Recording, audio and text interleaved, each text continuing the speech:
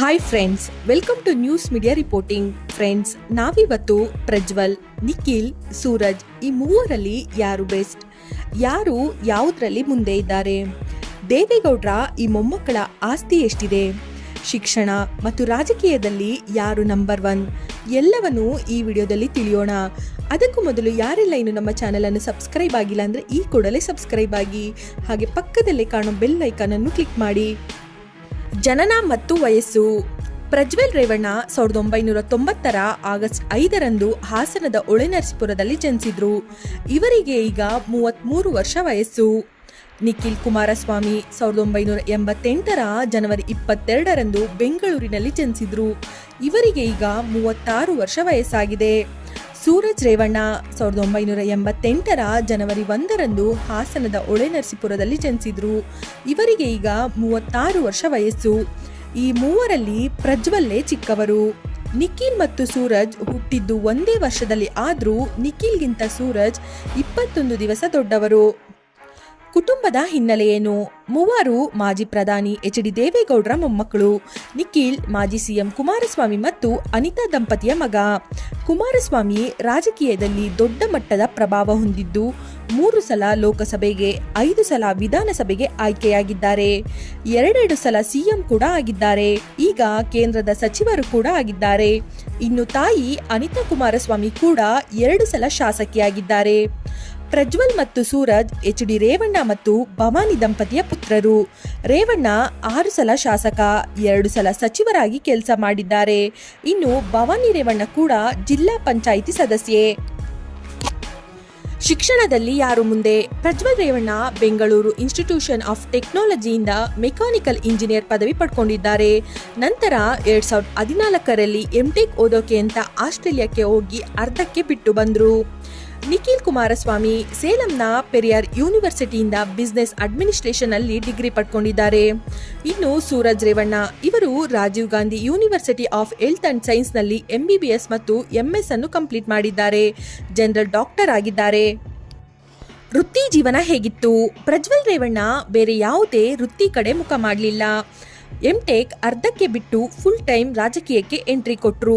ಇನ್ನು ನಿಖಿಲ್ ಕುಮಾರಸ್ವಾಮಿ ಶಿಕ್ಷಣ ಮುಗಿದ ಮೇಲೆ ಸಿನಿಮಾ ಕ್ಷೇತ್ರದಲ್ಲಿ ತಮ್ಮನ್ನು ತಾವು ತೊಡಗಿಸಿಕೊಂಡ್ರು. 2016ರಲ್ಲಿ ಜಾಗ್ವಾರ್ ಸಿನಿಮಾ ಮೂಲಕ ಹೀರೋ ಆಗಿ ಸ್ಯಾಂಡಲ್ವುಡ್ಗೆ ಎಂಟ್ರಿ ಕೊಟ್ರು. ನಂತರ ಸೀತಾರಾಮ ಕಲ್ಯಾಣ, ಕುರುಕ್ಷೇತ್ರ, ರೈಡರ್ ಸಿನಿಮಾದಲ್ಲಿ ನಟಿಸಿದ್ರು. ಈಗ ಯದುವೀರ್ ಅನ್ನೋ ಸಿನಿಮಾದಲ್ಲಿ ನಟಿಸುತ್ತಿದ್ದಾರೆ. ಇನ್ನು ಸೂರಜ್ ರೇವಣ್ಣ ವೈದ್ಯಕೀಯ ಶಿಕ್ಷಣ ಪಡೆದು ಜನರಲ್ ಡಾಕ್ಟರ್ ಆಗಿದ್ದ ಸೂರಜ್ 33 ವರ್ಷದವರೆಗೂ ವೈದ್ಯರಾಗಿ ಕೆಲಸ ಮಾಡಿದ್ರು. ನಂತರದಲ್ಲಿ ಅವರು ಕೂಡ ಚುನಾವಣಾ ರಾಜಕೀಯಕ್ಕೆ ಎಂಟ್ರಿ ಕೊಟ್ರು. ಈ ಮೂಲಕ ಎಚ್.ಡಿ. ರೇವಣ್ಣರ ಇಡೀ ಕುಟುಂಬ ರಾಜಕೀಯದಲ್ಲಿ ಸಕ್ರಿಯರಾಗಿದ್ರು. ರಾಜಕೀಯ ಅನುಭವ ಏನು? ಪ್ರಜ್ವಲ್ ರೇವಣ್ಣ 2019ರಲ್ಲಿ ಲೋಕಸಭಾ ಚುನಾವಣೆಯಲ್ಲಿ ಹಾಸನ ಕ್ಷೇತ್ರದಿಂದ ಸ್ಪರ್ಧಿಸಿ ಮೊದಲ ಹೆಜ್ಜೆಯಲ್ಲಿ ಗೆಲುವು ಸಾಧಿಸಿದ್ರು. ಮತ್ತೆ ಈ ಸಲ ಅಂದ್ರೆ 2024ರ ಲೋಕಸಭೆ ಎಲೆಕ್ಷನ್ನಲ್ಲಿ ಸ್ಪರ್ಧಿಸಿ ಸೋತಿದ್ದಾರೆ. ನಿಖಿಲ್ ಕುಮಾರಸ್ವಾಮಿ ನಿಖಿಲ್ ಮೊದಲ ಬಾರಿಗೆ 2019ರ ಲೋಕಸಭಾ ಚುನಾವಣೆಯಲ್ಲಿ ಮಂಡ್ಯದಿಂದ ಸ್ಪರ್ಧಿಸಿ ಸೋಲು ಕಂಡ್ರು. ಪುನಃ 2023ರಲ್ಲಿ ಮತ್ತೆ ರಾಮನಗರದಿಂದ ಸ್ಪರ್ಧಿಸಿ ಅಲ್ಲೂ ಸೋಲು ಕಂಡ್ರು ನಿಖಿಲ್.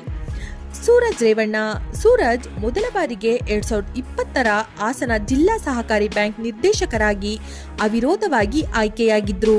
ನಂತರ 2021ರಲ್ಲಿ ವಿಧಾನ ಪರಿಷತ್ ಚುನಾವಣೆಯಲ್ಲಿ JDSನಿಂದ ಸ್ಪರ್ಧಿಸಿ ಮೊದಲ ಬಾರಿಗೆ ವಿಧಾನ ಪರಿಷತ್ ಸದಸ್ಯರಾಗಿದ್ದಾರೆ. ಆಸ್ತಿಯಲ್ಲಿ ಯಾರು ಮುಂದಿದ್ದಾರೆ? ಪ್ರಜ್ವಲ್ ರೇವಣ್ಣ ಈ ಸಲ ಸಲ್ಲಿಸಿರೋ ಅಫಿಡವಿಟ್ ಪ್ರಕಾರ 40,88 ಲಕ್ಷ ಮೌಲ್ಯದ ಆಸ್ತಿಯನ್ನು ಘೋಷಿಸಿಕೊಂಡಿದ್ದಾರೆ. ಇವರ ಹೆಸರಲ್ಲಿ 7,57 ಲಕ್ಷ ಮೌಲ್ಯದ ಸಾಲ ಕೂಡ ಇದೆ. ಇನ್ನು 1 kg 100 ಗ್ರಾಂ ಚಿನ್ನ ಮತ್ತು ಪಿಸ್ತೂಲ್, ರೈಫಲ್ ಕೂಡ ಹೊಂದಿದ್ದಾರೆ ಪ್ರಜ್ವಲ್.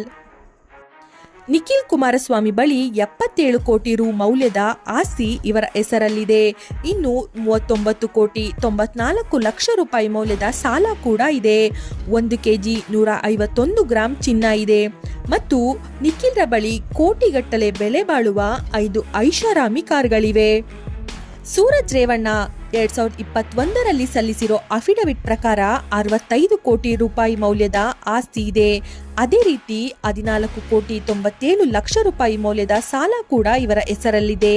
ಇನ್ನು 1 ಕೆಜಿ ಚಿನ್ನ ಕೂಡ ಇವರು ಹೊಂದಿದ್ದಾರೆ. ಆದಾಯ ಮತ್ತು ಆದಾಯದ ಮೂಲ. ಪ್ರಜ್ವಲ್ ರೇವಣ್ಣರ ವಾರ್ಷಿಕ ಆದಾಯ 78 ಲಕ್ಷ ರೂಪಾಯಿ ಅಂತ ಮಾಹಿತಿ ನೀಡಿದ್ದಾರೆ. ಆದಾಯದ ಮೂಲ ವಿವಿಧ ಸಂಸ್ಥೆಗಳಲ್ಲಿನ ಪಾಲುದಾರಿಕೆ, ಬ್ಯಾಂಕ್ ಬಡ್ಡಿ, FD ಬಡ್ಡಿ, ಹೈನುಗಾರಿಕೆ ಮತ್ತು ಕೃಷಿ ಅಂತ ಹೇಳ್ಕೊಂಡಿದ್ದಾರೆ. ನಿಖಿಲ್ ಕುಮಾರಸ್ವಾಮಿ 2022ರಲ್ಲಿ ತಮ್ಮ ಆದಾಯ 4,27,00,000 ರೂಪಾಯಿ ಅಂತ ಘೋಷಿಸಿದ್ದಾರೆ.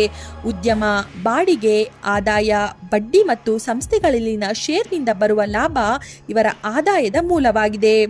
ಸೂರಜ್ ರೇವಣ್ಣ 2021ರ ಪ್ರಕಾರ ಇವರ ವಾರ್ಷಿಕ ಆದಾಯ 23 ಲಕ್ಷ ರೂಪಾಯಿ.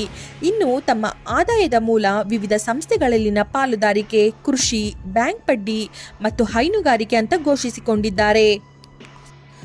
ಮದುವೆ ಮತ್ತು ಕುಟುಂಬ. ನಿಖಿಲ್ ಕುಮಾರಸ್ವಾಮಿ 2020ರಲ್ಲಿ ರೇವತಿ ಅನ್ನೋರನ್ನು ಮದುವೆಯಾಗಿದ್ದಾರೆ. ಇನ್ನು ಈ ದಂಪತಿಗೆ ಒಂದು ಮಗು ಕೂಡ ಇದೆ. ಪ್ರಜ್ವಲ್ ರೇವಣ್ಣ ಇನ್ನು ಮದುವೆ ಆಗಿಲ್ಲ.